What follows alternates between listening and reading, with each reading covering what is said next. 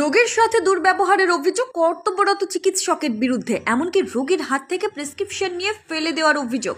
ঘটনাটিকে ঘিরে ব্যাপক চাঞ্চল্য ছড়িয়ে পড়ে ধূপগুড়ি মহকুমা হাসপাতালে। এদিকে সাংবাদিকদের সামনে প্রেসক্রিপশন ফেলে দেওয়ার অভিযোগ স্বীকার করে নিলেন কর্তব্যরত চিকিৎসক। জানা গিয়েছে, রবিবার সকালে ধূপগুড়ি মহকুমার দক্ষিণ আলতাগ্রাম এলাকার বাসিন্দা নবিউল হোসেন জ্বর নিয়ে হাসপাতালে আসেন চিকিৎসা করাতে। নবিউলের ভাই বাপি হোসেনও তার ছেলেকে নিয়ে একই সাথে চিকিৎসক দেখাতে আসেন। অভিযোগ, নবিউলের প্রচন্ড জ্বর থাকার পরও তাকে ওষুধ লিখে ছেড়ে দেওয়া হয়, এমনকি তাকে পর্যবেক্ষণে রাখার দাবি করে পরিবারের সদস্যরা।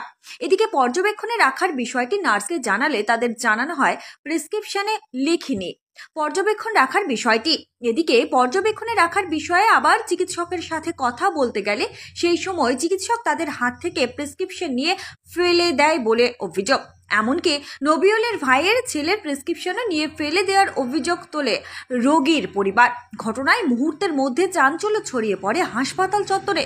এদিকে বিষয়টি নিয়ে চিকিৎসক সৃজিতা সাহার সাথে কথা বলতে গেলে তিনি ক্যামেরার সামনে স্বীকার করে নেন প্রেসক্রিপশন ফেলে দেওয়ার বিষয়টি। তিনি বলেন, আমাকে সাপে কামড় দিয়েছে, 24 ঘন্টা পর্যবেক্ষণে থাকার কথা আমার, কিন্তু এরপরও আমি ডিউটি করে যাচ্ছি। এদিকে বিষয়টি নিয়ে রোগীর পরিবারের তরফে বাপ্পা হোসেন বলেন, স্বাস্থ্য দপ্তরে লিখিত অভিযোগ দায়ের করবেন। শুধু আমাদের সাথেই নয়, অনেকের সাথেই এমন ব্যবহার করেন ওই চিকিৎসক।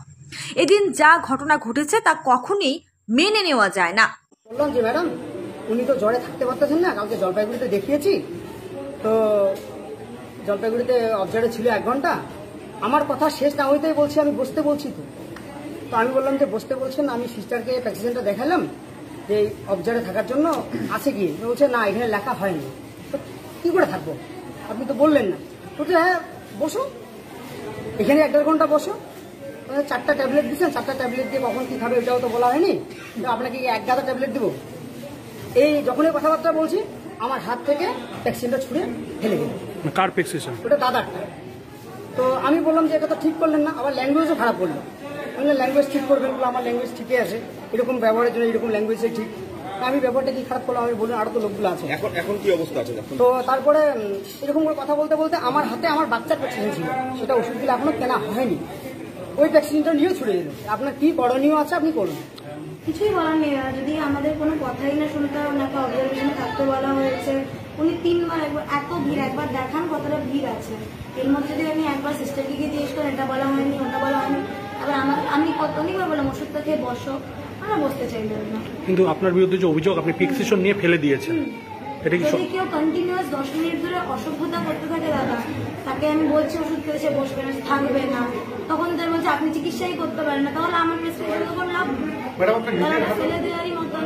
আপনাকে দেখা যাচ্ছে নিজের হাতেও স্যালাইন, মানে আপনি নিজে কামড় খেয়েছি, আমাকে অবজারভেশনে 24 ঘন্টা থাকতে বলা হয়েছে, আমি ডিউটি করছি, কারণ এটাই হসপিটাল, এখানে অবজারভেশনে থাকতে আমি ডিউটি করছি।